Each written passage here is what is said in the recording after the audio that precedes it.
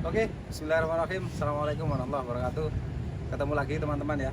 Jadi di video kali ini saya akan menjelaskan tentang pengurusan atau pembuatan dokumen-dokumen kapal, dari mulai surat ukur sampai gross akte.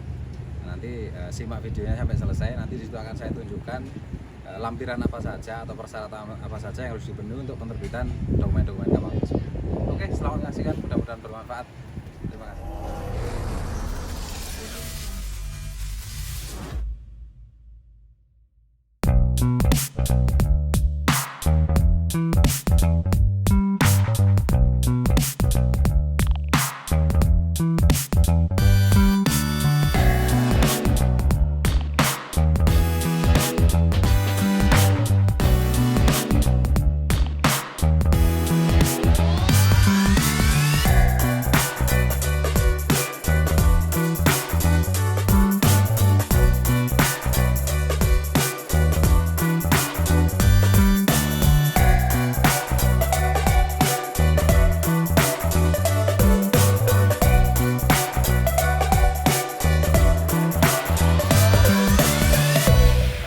Oke, jadi di video kali ini saya akan menjelaskan tentang cara dan syarat-syarat penerbitan sertifikat kapal. Bahasan kita kali ini adalah untuk kapal-kapal yang berlayar di dalam negeri atau pelayaran lokal.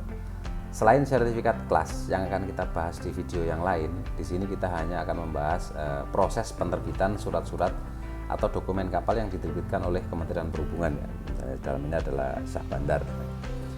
Dan di video kali ini saya tidak membahas detail apa itu sertifikat A, apa itu surat ukur, apa itu surat laut. Di sini hanya fokus tentang tahapan-tahapan dan dokumen apa aja yang diperlukan untuk menerbitkan surat-surat tersebut dari mulai surat ukur sampai gross akte. Jadi sesuai PM 8 tahun 2013 tentang pengukuran kapal, bahwa kapal dengan GT7 minimal GT7 harus dilakukan pengukuran dan diterbitkan surat ukur. Penerbitan surat ukur sendiri adalah awal dari penerbitan semua dokumen kapal. Ya, maksud saya yang untuk yang sampai ke gross akte ini. Jadi yang paling awal adalah surat ukur.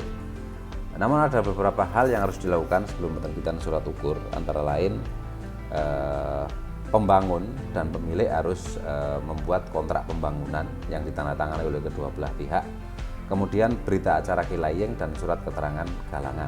Surat keterangan galangan ini bukan builder ya, hanya menjelaskan bahwa kapal ini sedang dibangun di galangan tersebut.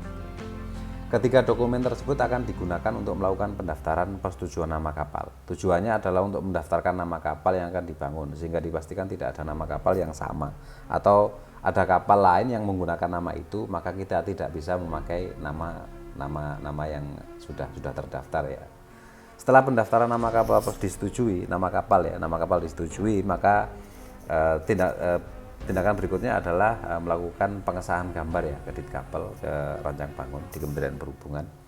Nah, setelah semua gambar disahkan, maka kapal bisa dilakukan pembangunan. Lalu setelah kapal meluncur atau selesai dibangun, maka juru ukur melakukan pengukuran di atas kapal untuk memverifikasi ukuran utama, panjang, lebar, tinggi, dan sebagainya, serta menentukan GT dan NT kapal, gross ton dan net ton. Dari kegiatan pengukuran itu, otoritas akan menerbitkan surat ukur sementara. Selain menerbitkan surat ukur sementara, dia juga mengeluarkan laporan daftar ukur ya, atau daftar ukur yang nantinya akan disahkan ke Perhubungan Pusat. Setelah daftar ukur disahkan, maka otoritas akan menerbitkan surat ukur permanen. Berikut adalah syarat-syarat penerbitan surat ukur. Nomor 1 adalah ini kontrak pembangunan, berita acara peletakan lunas, berita acara peluncuran, builder certificate, akta dan anggaran dasar perusahaan jika nama PT ya. Kemudian profil perusahaan, KTP, NPWP dan sebagainya, gambar kapal yang sudah disahkan dan juga persetujuan nama kapal. Setelah surat ukur permanen terbit, dokumen lain yang bisa diterbitkan adalah surat laut sementara untuk GT di atas 175 ke atas ya. Dan untuk GT di bawah 175 itu pas besar. Nanti ini bersifat sementara semua ya. Nah, surat laut dan pas besar ini diterbitkan, kemudian Marine Inspector dan Marine Radio akan ke kapal untuk melakukan inspeksi dan memverifikasi komponen di atas kapal. Jadi misalnya permesinannya semuanya sudah terpasang dan deck equipment serta peralatan keselamatan dan peralatan radionya. Nah, dari Merin itu nanti akan terbit sertifikat konstruksi, sertifikat perlengkapan, radio, SNPP atau pencegahan pencemaran, dan juga garis muat untuk kapal yang non kelas.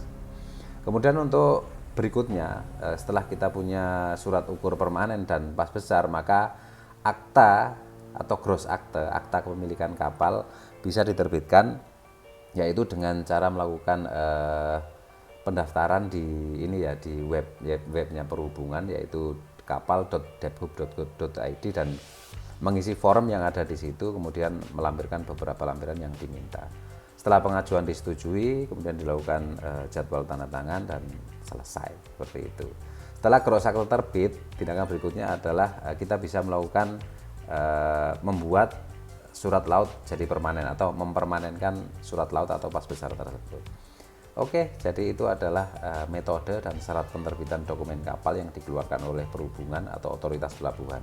Sebenarnya masih banyak ya dokumen-dokumen kapal yang disyaratkan untuk sebuah kapal agar layak layar.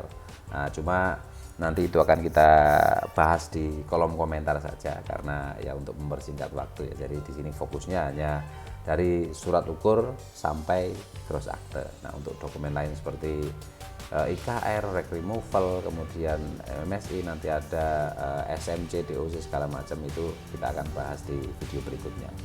Oke, mudah-mudahan bermanfaat dan jangan lupa komentar ya, atau kalau ada pertanyaan. Nah, tambahan ya, dengan beberapa dokumen yang sudah ada tadi, dari mulai surat ukur sampai gross akte, itu adalah dasar kita nanti menerbitkan dokumen-dokumen lainnya gitu ya, seperti yang saya sebutkan tadi, IKR, removal, semuanya itu nanti akan dasar dari surat ukur sampai gross akte itu tadi. Oke, sekali lagi mudah-mudahan bermanfaat dan jangan lupa subscribe. Terima kasih. Assalamualaikum warahmatullahi wabarakatuh.